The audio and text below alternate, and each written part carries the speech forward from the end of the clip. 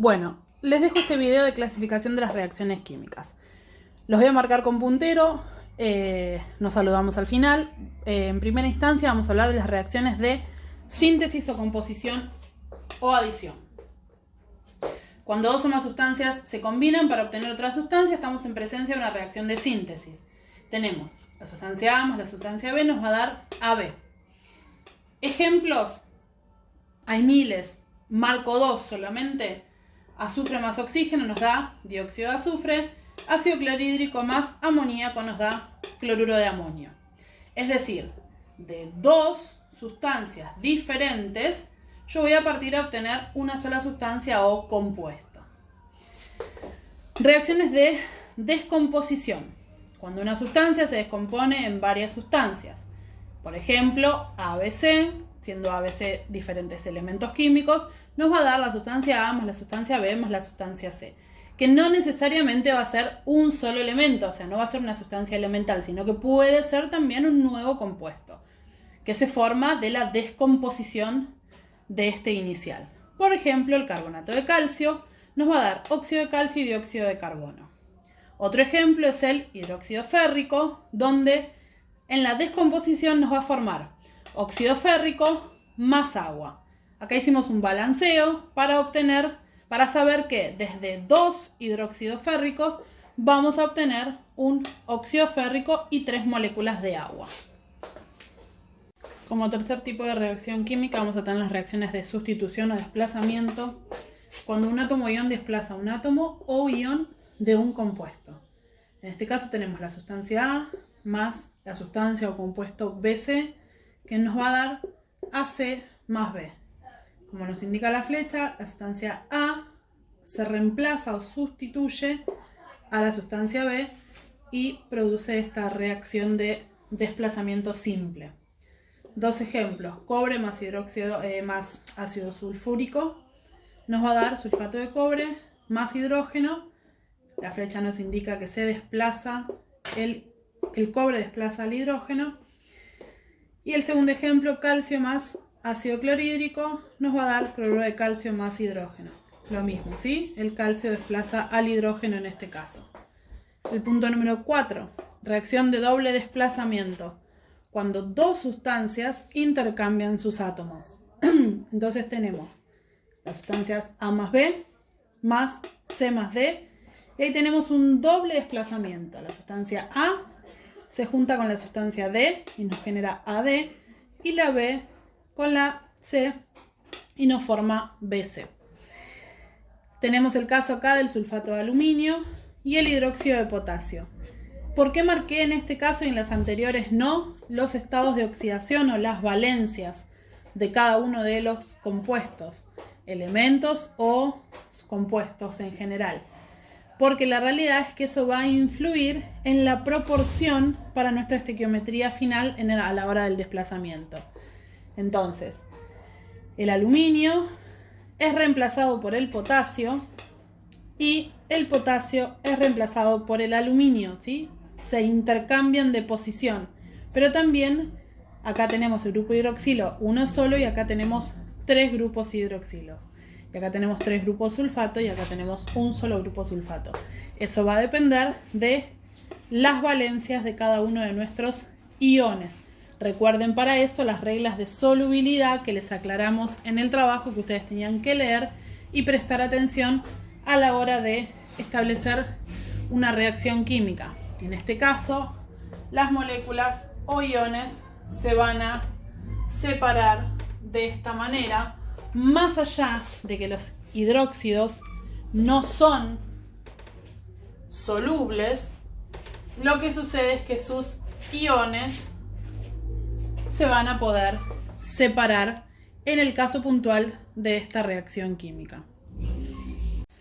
Bueno, las reacciones 5, 6 y 7 van a ser las reacciones exotérmicas, endotérmicas y de combustión.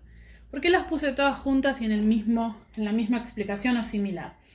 Las reacciones exotérmicas son cuando la reacción química libera energía, es decir, vamos a quemar un combustible con algún comburente, que va a ser el oxígeno en este caso, y nos va a generar dióxido de carbono y agua y energía. En este caso, las 5 y las 7 las puse juntas porque el ejemplo de esta reacción exotérmica específicamente también es una combustión. ¿Qué sería una combustión? Una reacción química, generalmente de sustancias orgánicas, con el oxígeno, que desprenden luz y calor. Vamos a tener dos tipos de combustiones. La combustión completa, que vendría a ser esta, cuando la cantidad de oxígeno es suficiente y se nos genera dióxido de carbono y agua como únicos productos. Y una combustión incompleta, cuando el oxígeno es insuficiente o el medio hace que el oxígeno, a pesar de estar en cantidad, no llegue de la manera correcta a nuestro combustible y vamos a generar monóxido de carbono como uno de los productos. En este caso pusimos metano más oxígeno y vamos a tener monóxido de carbono, dióxido de carbono y agua.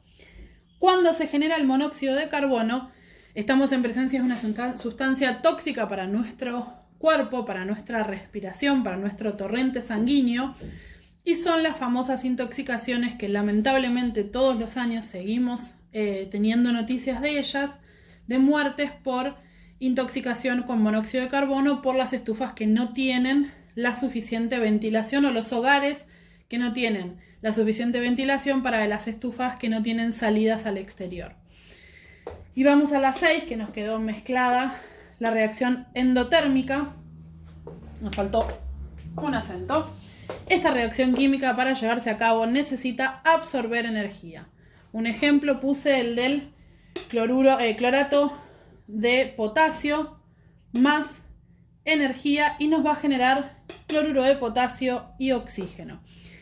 Sí o sí se necesita entregar energía, en este caso en forma de calor, este es el simbolito de calor, para que esta molécula se rompa, y en realidad se rompe de determinada manera que nos genera diferentes sustancias. Bueno, número 8, reacciones de óxido-reducción. En estas nos vamos a detener en el próximo o en los próximos trabajos que vayamos presentando. Cuando alguno de los elementos se oxida o reduce. Y ahí vamos a hacer un parate. A ver, vamos a tener dos sustancias, el cromato de potasio, el cloruro de hidrógeno o ácido clorhídrico, nos van a formar cloruro de potasio, cloruro de cromo y cloro. Como el cromo pasó del estado más 6 a más 3, se reduce, gana 3 electrones. Como el cloro pasó del menos 1 a 0, se oxida, pierde un electrón. Vamos paso a paso. Tengo que tener en cuenta las reglas de solubilidad, es decir, cómo se nos van a disociar cada una de estas sustancias que nosotros tenemos presentes, y además establecer cuáles son los estados de oxidación o número de valencia de cada una de las sustancias. En este caso, como solamente es un ejemplo, yo marqué las sustancias que ya sé previamente que se van a oxidar y reducir. Entonces, el cromo pasa de un estado más 6 a estar como reactivo a estar en un estado más 3 como producto, y el cloro pasa de un estado menos 1 a estar en un estado 0 como reactivo, como producto. Es decir, la flecha donde se produce el cambio de reactivo a producto me va a indicar si hay o no una oxidación o una reducción. Ojo a este punto. Cuando pasa de más 6 a más 3, se reduce porque gana electrones.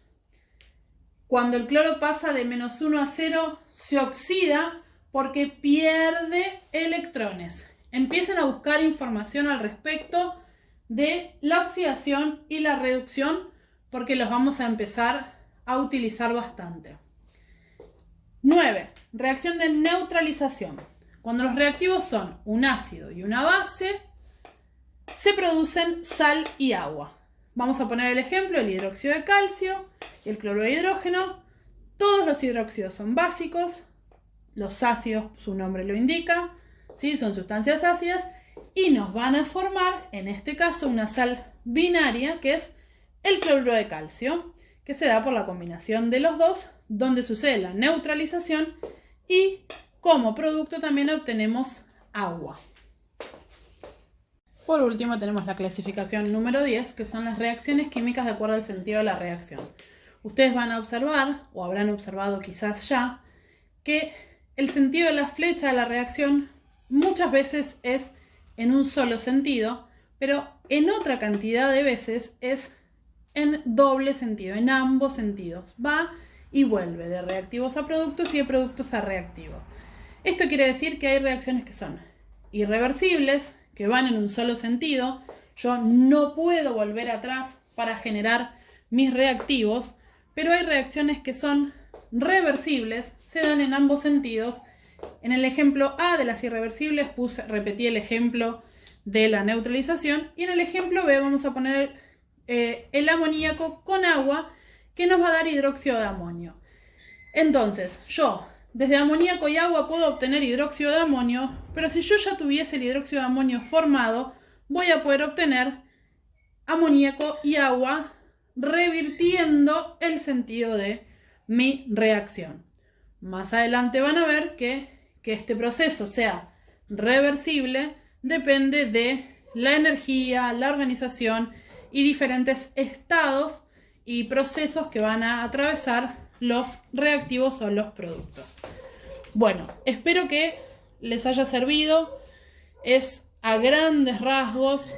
Obviamente no es lo mismo que estar en el aula, pero a veces ver las letritas, los numeritos solos, no nos simplifica la cosa.